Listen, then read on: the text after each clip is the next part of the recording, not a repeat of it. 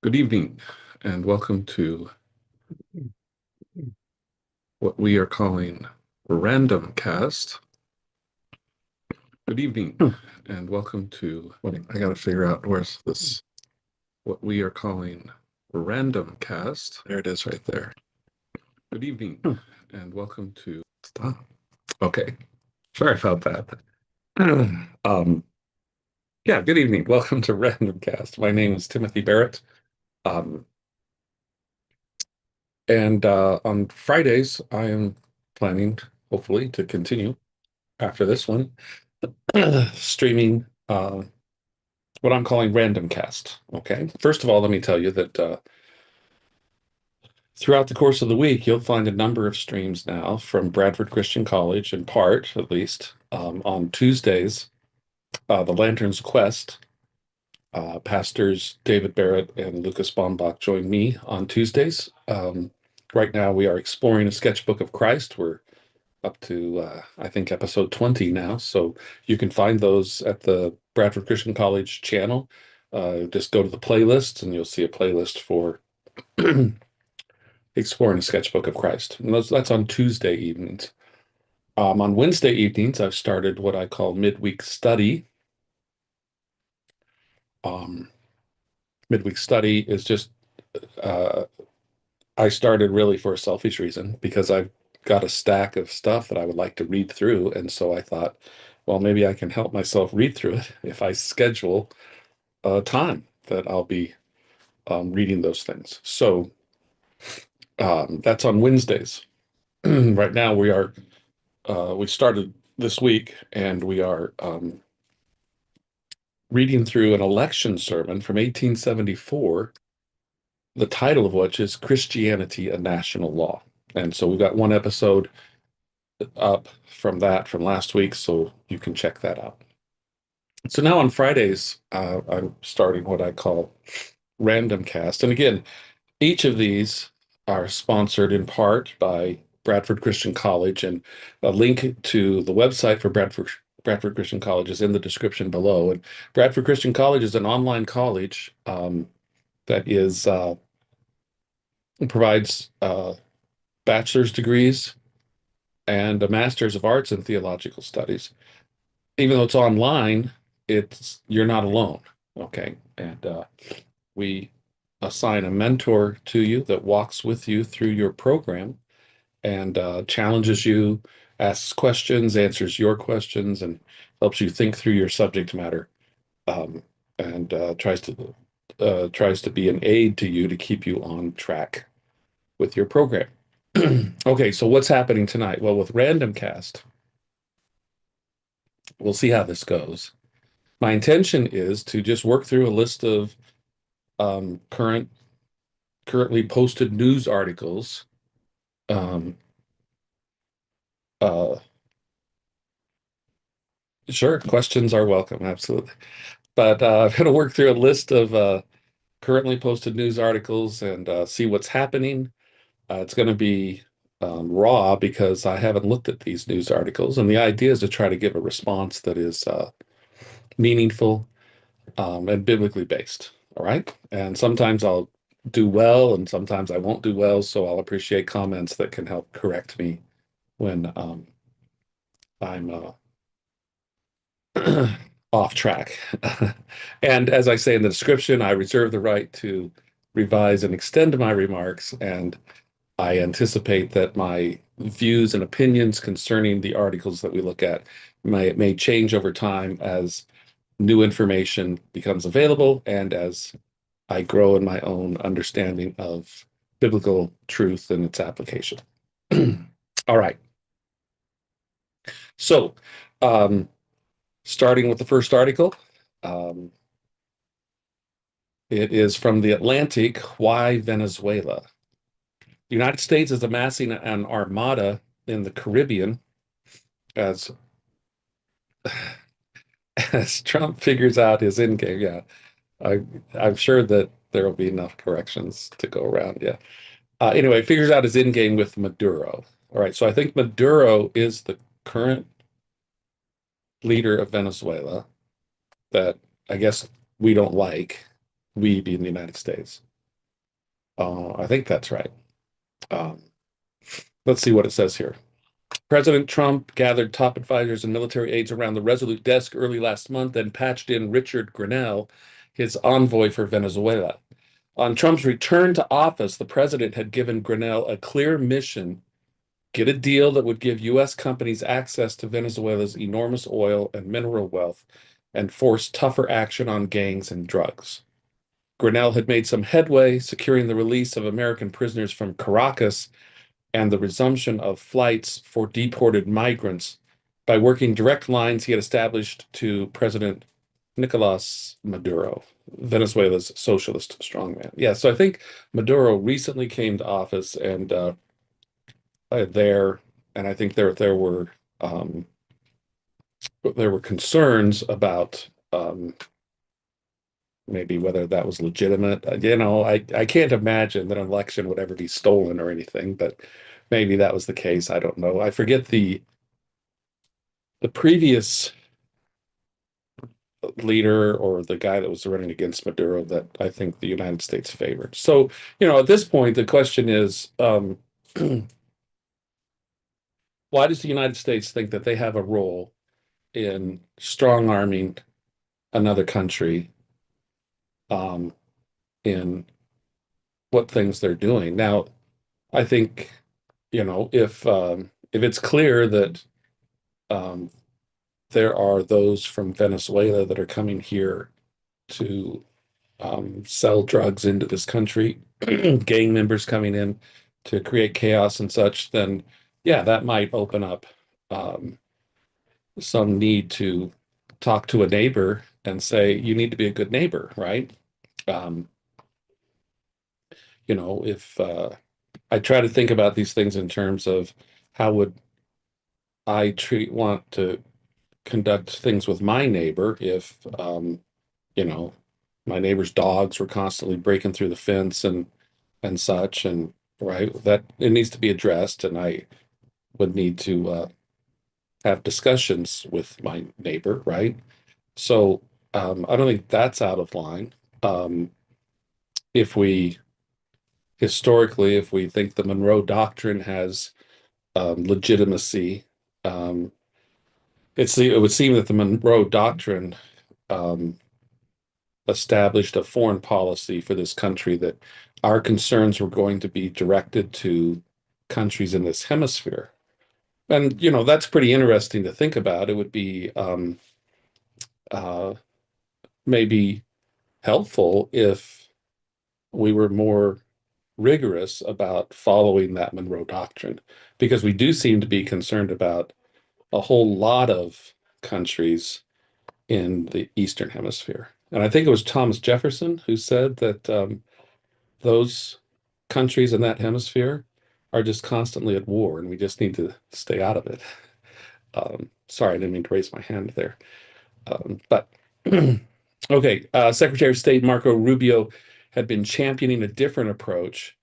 The former senator from Florida um, has a longstanding abhorrence of leftist Latin American dictators and has advocated for Maduro's ouster, a call backed by the legions of Venezuelan and Cuban exiles in Miami. Right. So, that's a thing. That's a real thing. In the history of this country, there have been many who have fled dictatorships, Cuba, apparently Venezuela. They have some pretty strong feelings about what's going on in their country. Um, but my first reaction to that is that sure smacks of the long-standing CIA tradition of regime change, and that doesn't sit well with me. Um, uh, Rubio has portrayed the Venezuelan leader as the head of a narcotics enterprise running drugs into the United States.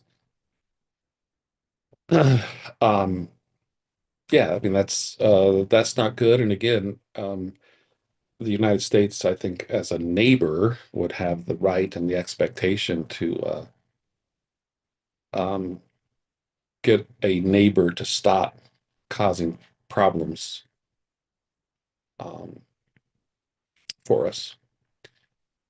As justification for using military force, the drug rationale was awfully thin. Venezuela is not an important player in drug production, even though it allows cartels to use the country as a transit point.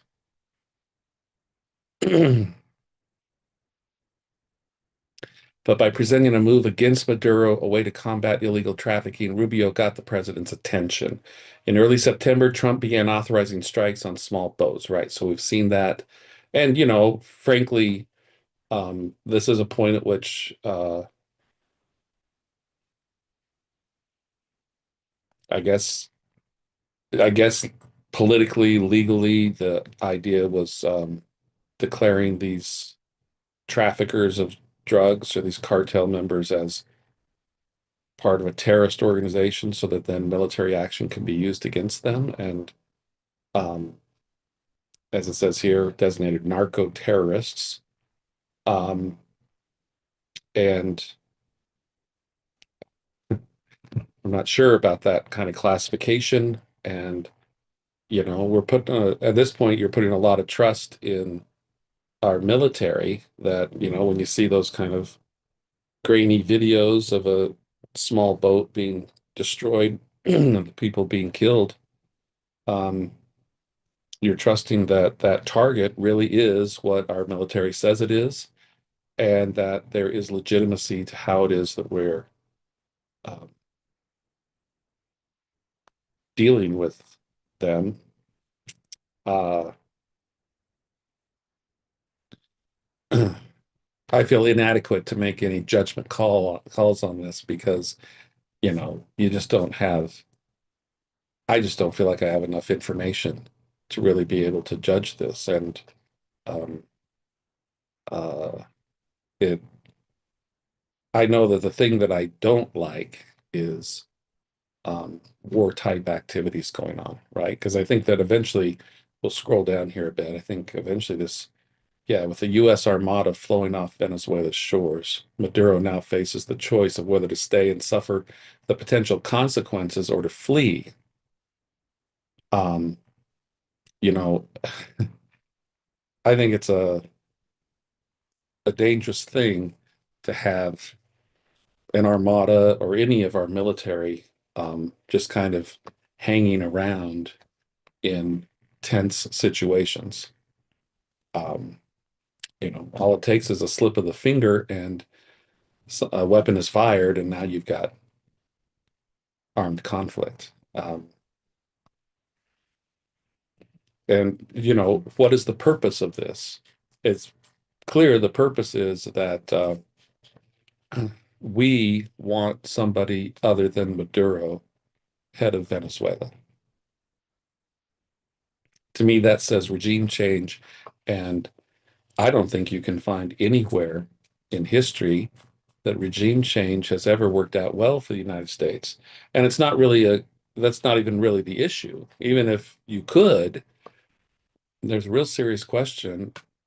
I think, I don't get to say who's the head of the neighbor's household next door, right? Now, I guess I could, if I bothered by what's going on in my neighbor's house, right? I can exercise imperialism and I can, try to buy that property and now I can control it, right? So, there's that. Um, but yeah, I think that's probably um, all I can do with that article. That was a tough article to start with. Um, oh, but here, this next article on the list is a companion article. So let's see what this. It says reaction on Twitter. Um, and of course, obviously, it's actually X. It's not Twitter, but that's obviously the place to go to get positive reports and good news, right? Thomas and Jefferson did support attacking Barbary pirates, uh,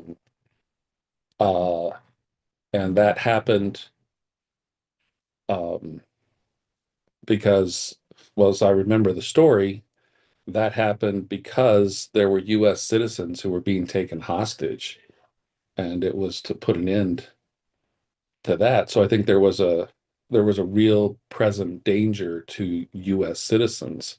Now, I guess you could argue there's a real present danger if Venezuela is aiding cartels to bring drugs into this country and maybe gang members into this country. Maybe that's the same thing. Um, Venezuelan President Nicolas Maduro is willing to step down if the U.S. guarantees him amnesty, removes the bounty on him, and provides a comfortable exile. Okay. Well, I get if, as this reply here, is this true?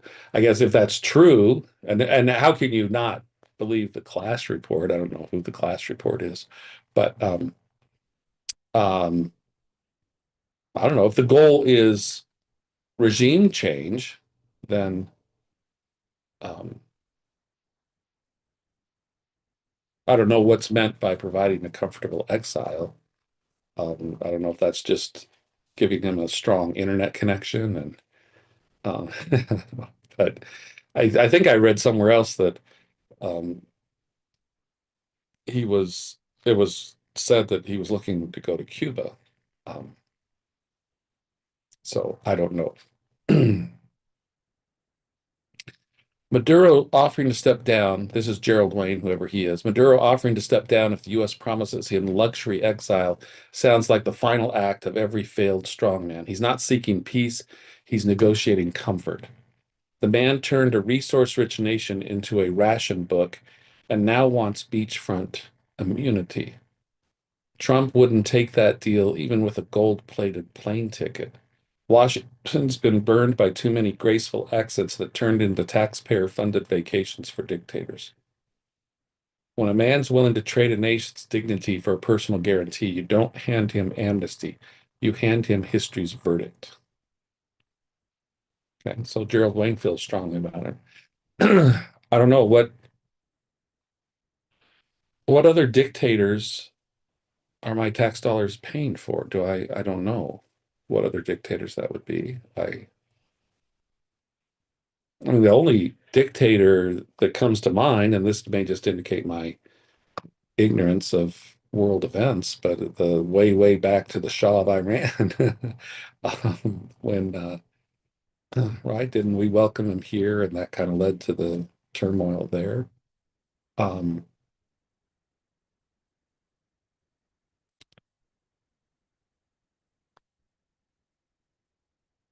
all right, so there's that story. Um, uh, I would say, generally speaking, it bothers me because it smacks of the same old tactics of we're going to do regime change and put the guy in that we want. And I don't think we have a good history of that. And I'm not even sure that that's legitimate. All right. New story. This one seems a little bit more um, in my lane here. Uh, it says Texas Tech's $7 million defensive line is paying off.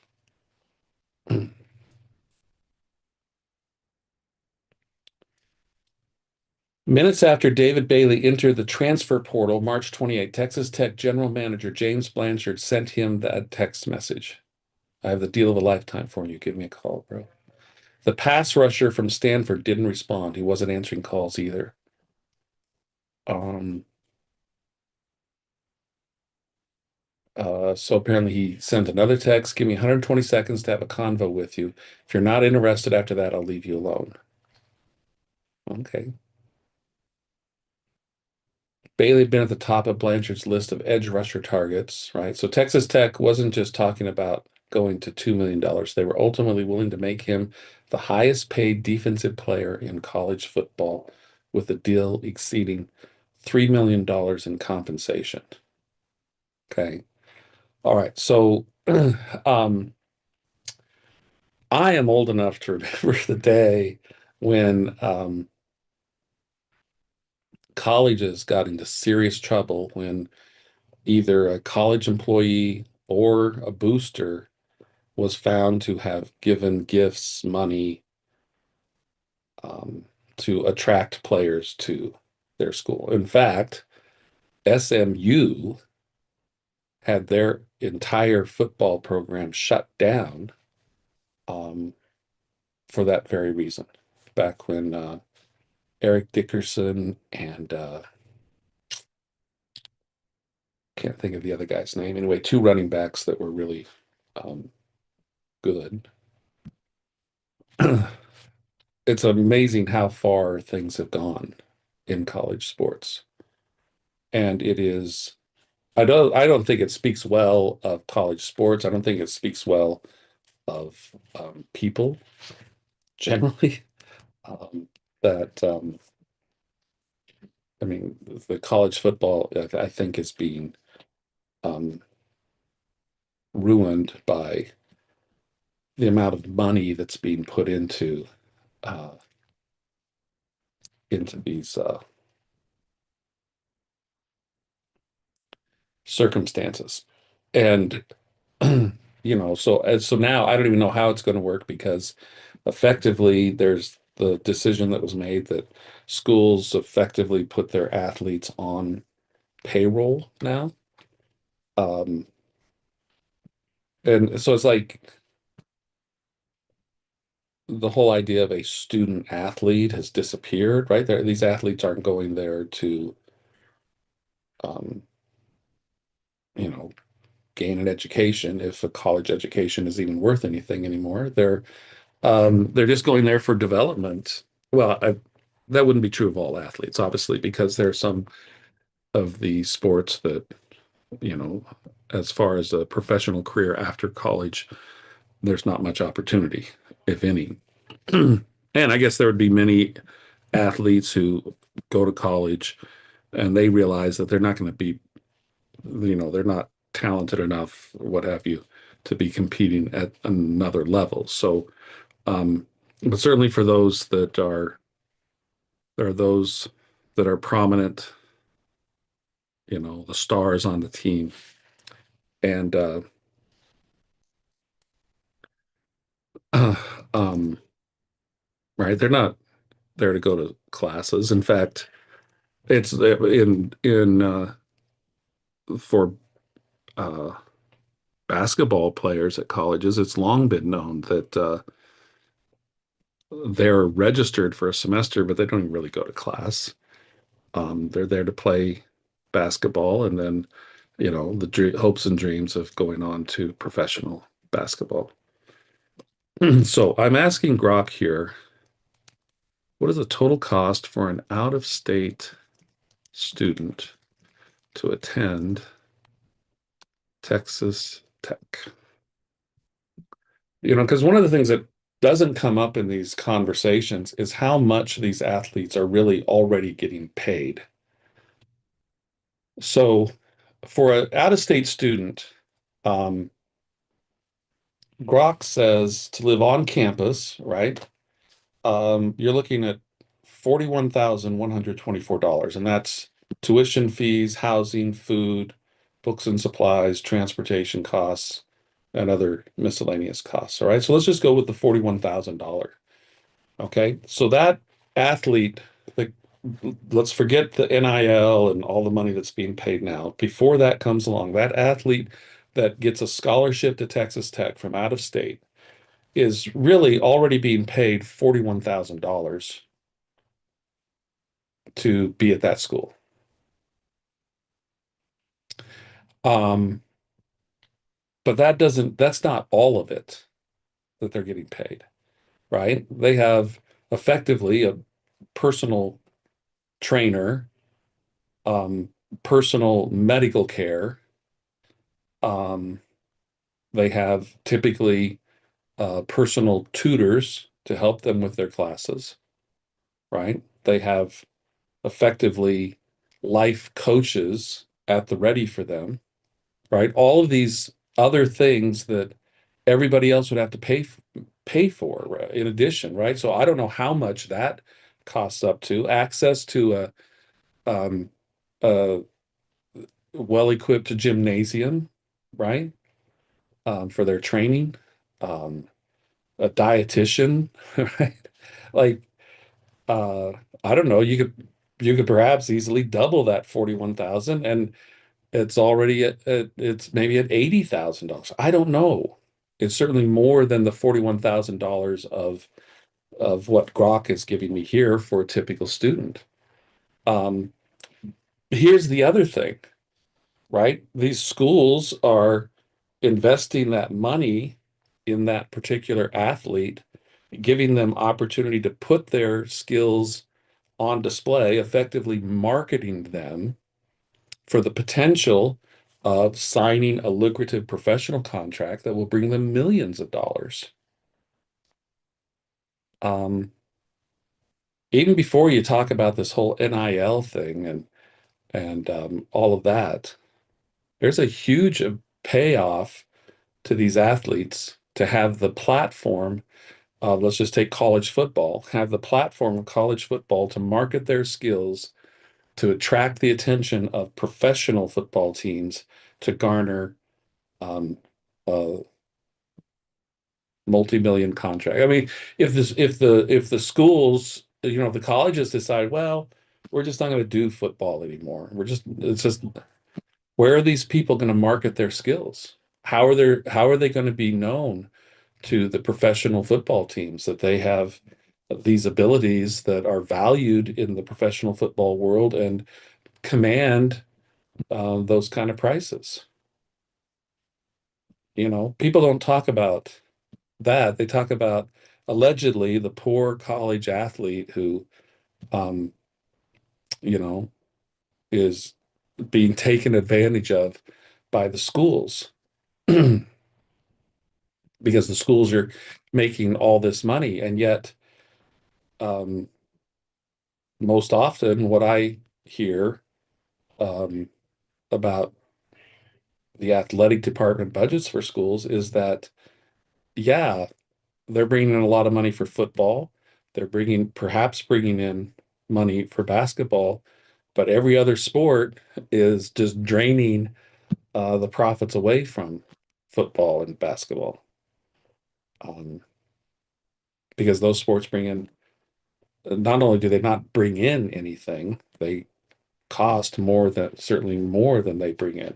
I'm thinking about sports like the volleyball, the gymnastics, the tennis, the soccer, the field hockey. I don't know, whatever else schools are, what other sports schools have. Um, so I would challenge the thing that all these schools are bringing in all this money now. Some schools do bring in a lot of money through outside contributions and things. That's certainly true, but oftentimes those things are for expanding a stadium, providing a better locker room for the athletes, weight room, right? Other technology, or to pay for a coach. I think there's like coaches that have been fired recently, and with the buyouts in their contracts, I think I read somewhere that the total is up to like $110 million of payouts that have to be, right? Coaches are getting paid that amount of money and they're not coaching. They've been fired. Like LSU is like out of control because they've had two coaches now that they fired and they've got a huge amount of money to pay. This this love of money that has um, invaded college football in particular is just destroying the sport. It's just destroying things. At this point it's just becoming the minor league football, right? It's the minor league to the NFL, and yeah, it's just destroying football. The numbers are um, just crazy, and I don't know. I don't know where it's going to go with how much money is being spent by these schools that have access to that kind of money, and schools that don't have access to big money are just left scrounging around for what's been dropped by these big schools, right? Left behind by these big schools. And um, you know, it's just creating another 1A and 1AA division within college football. So it's not good. I don't like it, and it needs to change. All right. Um, that's that article. Now I'm not picking the articles, you understand. I'm just going down the list. Um, so it's not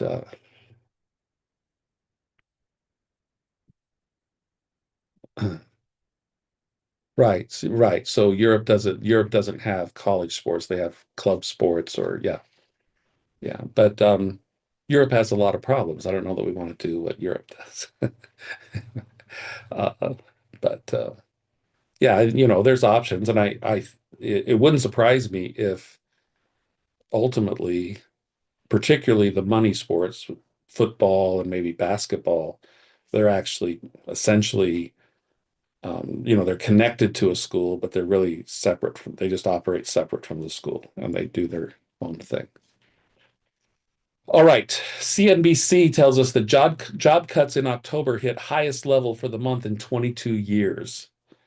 So job cuts for October totaled 153,074, 183% surge from September, and 175% higher than the same month a year ago. It was the highest level for any October since 2003 and has been the worst year for layoffs since 2009. Okay, so the first thing, and I think this is an important skill when you're reading articles, right? Oh, um it's the worst. Well, it's not the worst. It's actually has been worse than this. And not everything's been perfect, but the country's continued on since 2003 and it's continued on since 2009. So, I guess I'm not necessarily a fan of, people losing their jobs, but then neither am I a fan of um, people being kept in jobs where there's obvious inefficiency. Right? Because if we keep people in jobs that it turns out we don't need those people there, or it's grossly inefficient to have them there, that's when we're wasting resources. And I don't know, I think there's a lot of people that believe we should be doing what we can to make the best use of our resources. And if the best use of our resources is not to have a company, to not have these 10 people working in their factory, then they need to go so that we use the resources that we have most efficiently. Um, Now, I think that many people operate from an opinion that, uh, okay, somebody gets laid off and then they're just out of a job and they never have a job to go to. And if that were true, then we would all be out of jobs at this point, given how many layoffs there have been through the history of this country, right? And as I understand it, a good portion of these jobs, in fact, here, companies in the technology sector announced 33,000 cuts, nearly 6 times the level in September. As I understand it, technology, um, AI, and such is, I think, identified as factors in these layoffs. But there's always been improvement in technology, right? And technology has always displaced some workers, and yet, by and large, unemployment numbers, they fluctuate, obviously, but they remain relatively low percentage, right? In fact, even during the Great Depression, by far, most people who wanted a job had a job. So, um, you know, it's never uh, it's never that there are never any jobs to go to when somebody's been laid off. In fact, I'm certain that over the next 10 years, there are going to be jobs that emerge that nobody ever thought of that was going to be a job, right? Um, that's just the nature of technology and how technology impacts things. So I don't think we should be afraid of layoffs, particularly layoffs that are a consequence of technology.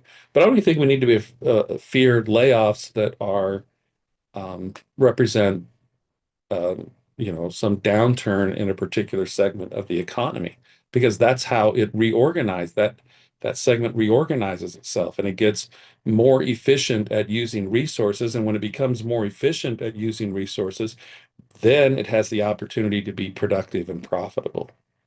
Um, Now, an unfortunate thing can be that it's, you know,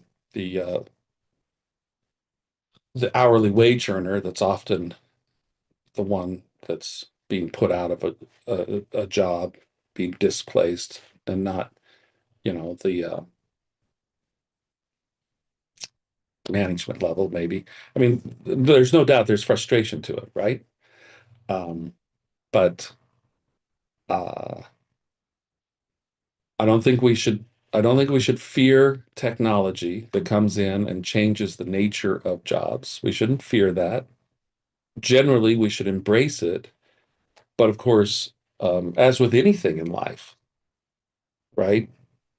Technology or tools, whatever, there's also a certain kind of character that has to go along with making use of those tools and that technology in the most responsible way. Um, right. And to me, the bigger concern is what's happening to the character of the people of this country. What direction is that going?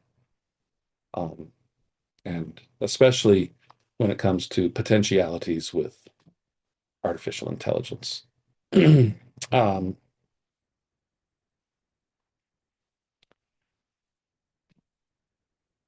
right. So I would look at these job cuts, not to say that, oh, everything that's fine, we have job cuts, that doesn't matter.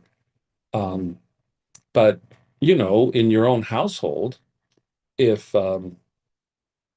if things are getting out of hand, right, things have to be cut, right? Um, if for whatever reason finances become tight, maybe there's um, additional expenses that were maybe unexpected, things like a sudden medical expense or something, and you have to make cuts. And there goes ice cream, or there goes you're eating out twice a week and now you eat out once a week, or maybe you don't eat out at all. I don't know. But there are those kind of decisions that you have to make, and it doesn't necessarily stay that way forever, right? A family's facing some troubling times and they make the decision that they're not going to buy steak anymore. It doesn't mean that they'll never have steak again necessarily, right? They can get themselves um, reduced with their cuts, reorganized, and get whatever needs to be taken care of, and then maybe they can responsibly go back to buying a steak and enjoying that. So um, we need to think about the situation in the economy the same way, um, right? And we certainly, I mean, if we were if we thought that the worst thing that could happen is that there would be people who don't have a job, okay, that problem could be solved immediately. You just take away um, all the earth movers and things, and you hand everybody a shovel, right? Now everybody's employed, right? Because we got to move the earth to do the things that we do, right? Everybody's got a job. But the whole point of technology is to figure out how to do the same job more efficiently and more productively so that you have time freed up to do the better and more valuable things. And I would say those would be, reading God's word, worshiping Him, learning about Jesus, right? You have time to dwell on those things, and you don't have to be constantly moving dirt with a hand shovel. All right, that's my reaction to that. And you can straighten me out in the comments and make it clear where I'm not seeing what needs to be seen. But apparently the job cuts, the next article, I guess, is related to job cuts, from what I can understand from the title of the article here. Mark Sanchez out as Fox Sports analyst following October arrest. Oh yeah, this is that weird story of Mark Sanchez, who apparently in a drunken stupor ended up stabbing somebody late at night. Or oh, Sanchez was stabbed.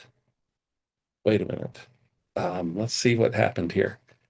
Um, Sanchez had been off the air since the October 4 incident at the Westin Hotel in downtown Indianapolis. He was in town for the weekend's game when he confronted the truck driver before allegedly attacking and injuring him, right? So he did attack and injure the truck driver, but I guess in that Sanchez was the one who was stabbed in the chest, spent a week in the hospital. The trucker who claimed self-defense has not been charged and is suing Sanchez and Fox Sports for unspecified damage as well.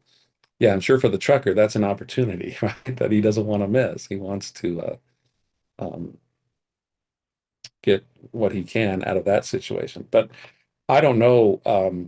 I guess Sanchez's brother gave a statement on behalf of the Sanchez family with the recent news and its timing. While the recent news and its timing is understandably disappointing, our priority remains his continued healing and recovery.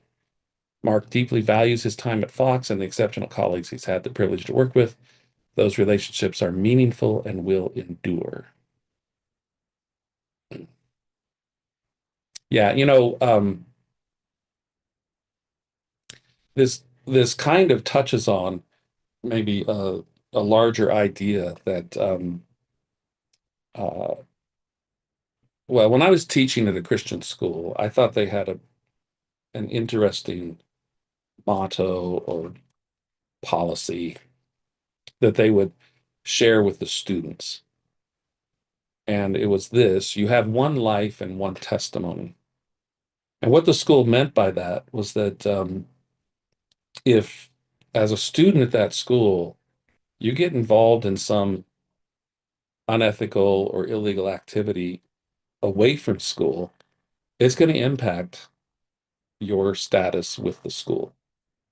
And I think that's fair. I think that's recently there were many who on X or whatever were posting certain reactions about Charlie Kirk's murder, and they were being called out on that, and it was leading to negative circumstances at their work, maybe some kind of suspension or perhaps even being fired. Um, and I don't think that's out of bounds. I don't, uh, if I own a car dealership, you're a salesperson for me, and when you're not at work, you're out there posting really despicable things. That's a problem because you're the face of my company, and that's your life, that's your testimony, and those things matter, right? And as Christians, we should understand that best of all, that we don't want to bring shame to the name of Christ, to the gospel, and to his church, right? So we understand uh, that the one that we serve, we are to be conducting ourselves in a way that best represents the one that we serve. And as employees, you serve an employer. And from a Christian perspective, your interest is in helping that employer, that business owner, to be successful in his business. And success doesn't come through uh, inappropriate, uh, unethical um, representations of yourself in the community. Um, so I think that's easy understood. So I don't know what the issue was that led to this confrontation. Um, as I remember when I first heard this story, it was late and Sanchez was drunk. Um, and you know, just need to remember nothing good ever happens after midnight, and drunkenness is a sin. So let's avoid both of those.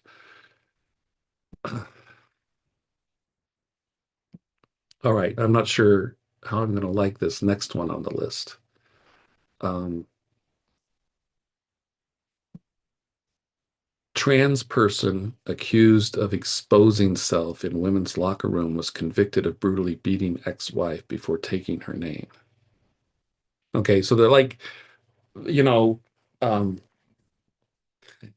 every single thing about that headline is disappointing, disgusting, right? Like, um, there's just nothing positive in this. So we may not last long on this article. Let's not even see that picture there. The transgender person caught up in a viral Los Angeles gym bathroom row had been convicted of assaulting their now ex-wife while living. Okay, so let me let me just rant about this. I rant about this with students that I teach online. The inappropriate use of the plural pronoun they, them, their. Okay. We need to quit using it as though it can be a singular. It's not. Okay. It's not a singular pronoun. And if you're speaking about someone like a student, and what you're saying about a student, and that student could be either male or female, you use the masculine gender pronoun. And the reason you do is not because you're sexist. The reason you do is because scripture is clear that God made man or mankind, and he made a female man and a male man. And so when you're talking about the kind that is man, you use the masculine gender he. You don't you don't use the plural when you need to use a singular. So this should say had been convicted of assaulting his now ex-wife living in Ohio as a man, um, while living in Ohio as a man, before taking the victim's first name as, again, their, what? His own. Who, this is the New York Post. This is really disappointing that a long-standing publication like the New York Post can't figure out proper grammar. Alexis Black ran afoul of women at a gym in Beverly Hills, including singer-songwriter Tish Hyman, who accused him of exposing himself. No, like accused them of exposing himself. You see the nonsensory that comes up. I don't even know if that's a word, nonsensory. I just made it up, but it works, right? The nonsensory of the misuse of pronouns here, who accused them of exposing himself and harassing her in the locker room. Black, formerly Grant Freeman, pleaded guilty in 22 to savagely beating his wife, causing a compound fractured jaw, among other serious injuries. Okay, so I'm going to take a leap here on this particular article, and I'm going to suggest that this individual is dealing with um, mental health issues. And, we are doing a complete disservice to so many people in this country that have these mental health issues when we um, coddle them and enable them in the fantasy that they are fomenting or building in their brains. And we're not um, we're not addressing the root issue. We're trying to accommodate so that they can live with this issue, right? They can live with the not just with the issue, but with the consequences of this issue, right? It would be as though, um, you know, somebody had a broken leg. We're not going to actually repair the broken leg, right? We're just going to accommodate and say, yeah, you can have that broken leg and pretend it's not broken and go on and live. It's like we're not going to address the real problem. And so many so many people, and I think it's maybe not everyone who's, doing what this individual did that has mental health issues, but I think there's many that do, and we actually demonstrate that we have no compassion for them. We pretend like compassion is letting them indulge in their fantasies, right? Um, in fact, earlier today, I saw part of a clip of an interview of a guy who is somehow connected with the LA Chargers. And he was talking about how one time when they went to play Seattle Seahawks, the Seahawks set them up in a hotel where there was a convention for furries. And he just said it was just such a bizarre thing to be in this hotel and there's all these adult people running around in not costumes for them, right? Whether they're wearing their doggy outfit or kitty outfit or whatever, it wasn't costumes it wasn't a costume party. I was saying these people really were identified, and this is just craziness. It's not compassion for someone to let them indulge in some ludicrous fantasy about who and what they are. That's not compassionate.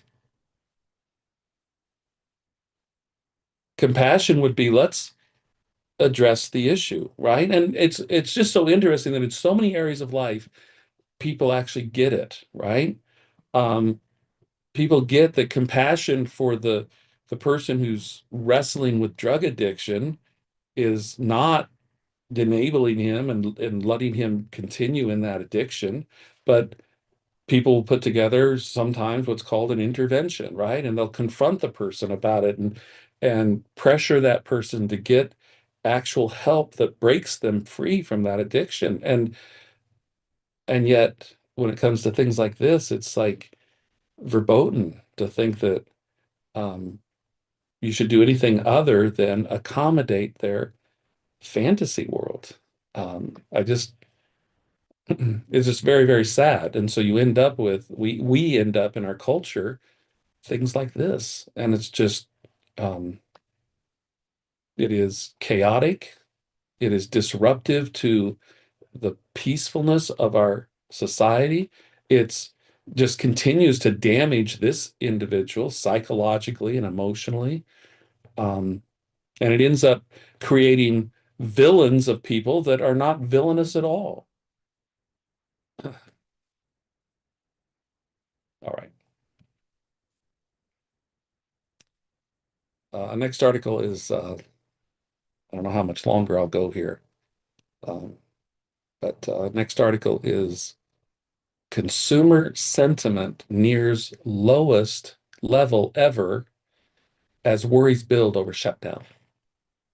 Yeah, so I'd be interested if, anybody who's um, views this video, I would love to see in the comments some specific instances of how the shutdown has impacted you, right? And I apparently there are circumstances, right? So but I would just be interested in knowing what specifically. Don't don't be general. Give us specific, right? I receive this. I normally receive this um, benefit or whatever from the government, and I haven't received it for 2 weeks or whatever. I would just be interested in knowing that. Um,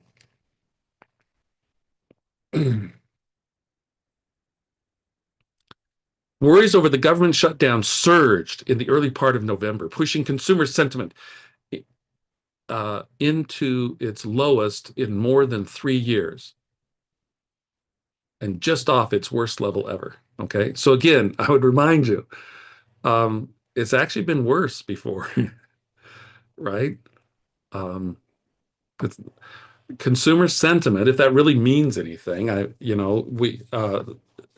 one of the things we have to realize is with our economy, we we have long ago we shifted from being a producer-centric economy to a consumer-centric economy, right?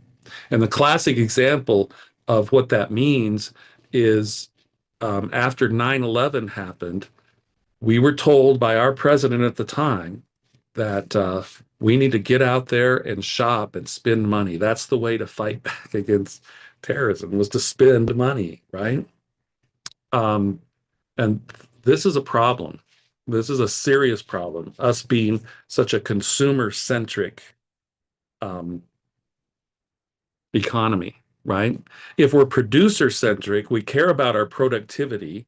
We recognize that wages really go up when productivity increases. An increase in productivity is an increase in wages. If you think about um, being a small farmer, right? And you think about your income is the number of carrots you produce, right? Well, you see a real increase in your wages when you plant that next row of carrots, when you are more productive and you get 2 rows of carrots the next year, you doubled your income, right? Why? Because you doubled your productivity. Um, and in our day and age, um, wages are not necessarily connected to productivity. Wages are chasing the consequence of inflation, which is the increasing prices, right? And so wages chase that. And we just end in a vicious cycle of, because we have inflation, which is not rising prices, is not inflation. That's the consequence of inflation. Inflation is the government printing more money, increasing the money supply. That's inflation. That's blowing up the balloon. That's inflation. The consequence of that is, can be, rising prices. But amazingly, you can still have inflation. The balloon can still be blown up. The money supply can still be increased, and prices can be falling, but you still have inflation. And inflation is that silent tax that destroys our purchasing power, and we should not want it. Okay, but um, so that's why consumer sentiment, consumer confidence, becomes such an important um, stat, because uh, what do we need in our economy? We need consumers spending, spending, spending, and when they can't spend, be willing to borrow, borrow, borrow, because we got to keep this engine running, this consumer engine running.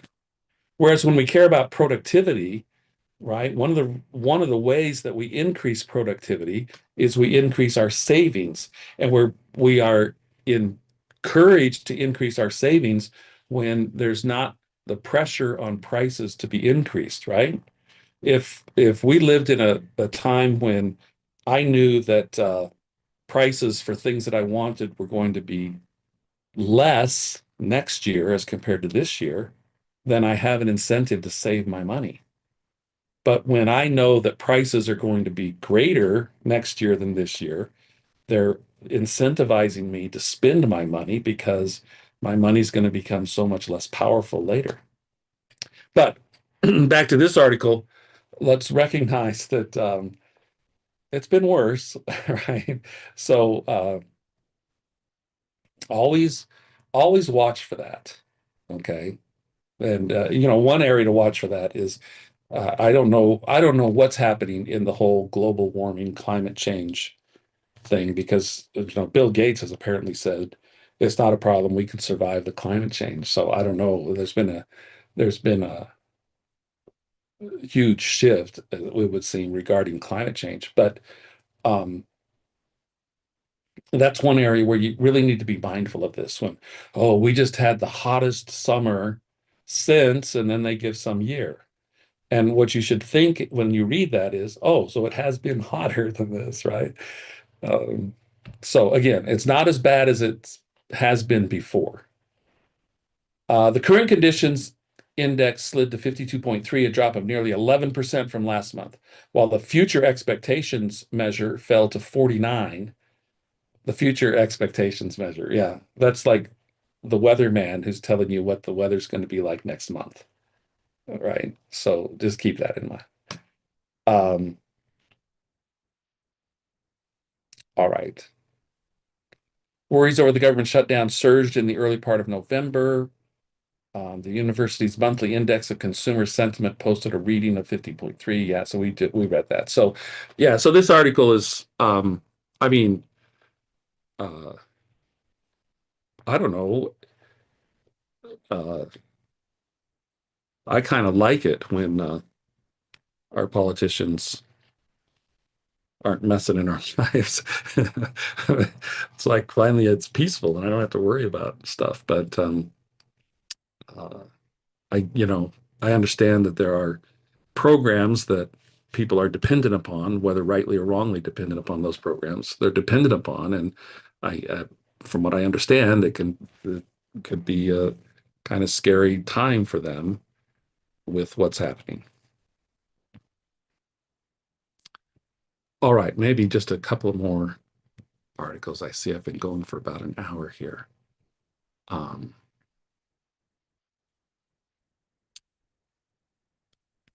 Elise Stefanik makes it official. She's running for New York governor. Maybe she should have run for New York City mayor. I don't know. Elise Stefanik. What do we know about her? This is what Elise Stefanik posted. Kathy Hochul is the worst governor in America. Under her failed leadership, New York is the most unaffordable state in the nation with the highest taxes, highest energy, utilities, rent, and grocery bills. Yeah, but I think maybe it's often been that way for New York, primarily because of, living costs in New York City. When New Yorkers were looking for leadership from our governor, she bent the knee to the raging defund the police, tax hiking communist causing catastrophe for New York families. I'm running for governor to make New York affordable and safe for all. Democrats, Republicans, and independents will unify to save our state. It's time to fire Hochul, save New York. Okay. Well, good for her. I'm glad somebody's concerned about saving New York. Um, in a related article or event, um, I did see a couple of disturbing videos from New York City where Muslims in that city were congregating in Times Square, I think it was, um, and apparently calling for Sharia law. In fact, there was a video of just some random girls, like they looked like they were in a deli or something, um, apparently calling for Sharia law. I don't even know that they know what that means. Video of a guy climbing a post and just ripping down the American flags that were on that post. I don't know what I don't what did what I don't know what he was saying in that other than I guess he doesn't like America, although he lives here. Um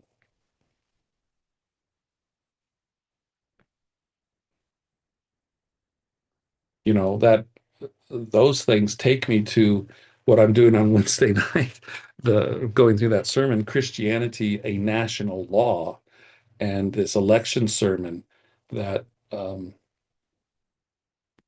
seems to be directed to the idea that everything about our government, the way it functions, how the elected representatives think and act in government, and the laws all need to be rooted in Christianity. And we are not anywhere close to that. In fact, it's not that it would seem to be the kind of the consensus or trend in the country is it's not that, yeah, Christianity among other religions should be drawn upon when it comes to our government. It's and even from Christian community, you hear, oh, you don't want Christianity and the state to mix. You just don't want that, right? Like, as a Christian, who should I consider to be to have the best opportunity to be a good ruler at whatever level, county sheriff, um, a state judge, a governor, a senator, wouldn't it be the Christian that I should have the expectation to be the best ruler?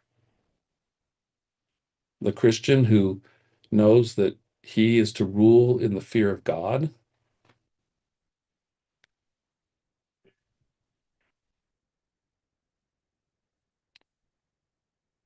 Um, I think we are far, far removed from what our founding fathers envisioned for us when they established this country.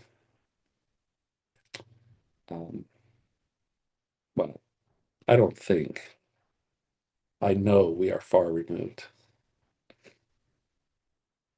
because I know that if there was someone like George Washington, um, who was running for office and who made the statement that morality depends upon virtue and virtue upon Christianity, he would be vilified. And yet, George Washington um, was more than unanimously desired to be our first president.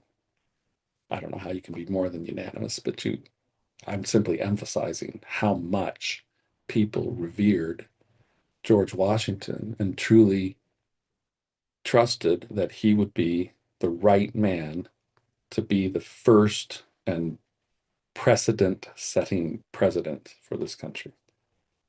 Um,